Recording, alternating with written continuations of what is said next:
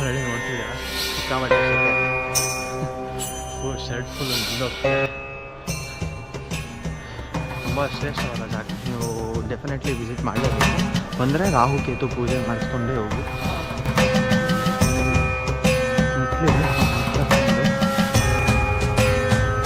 6 ಗಂಟೆಗೇ ಹಬೆ ಹೊಡಿತೈತೆ ಅಪ್ಪ. ಇನ್ನು ಈ ಕಾರ್ಸಲ್ಲಿ ಹೆಂಗಿರುತ್ತೋ ಬೇರೆ ಹಬೆ ಹೊಡಿತಾ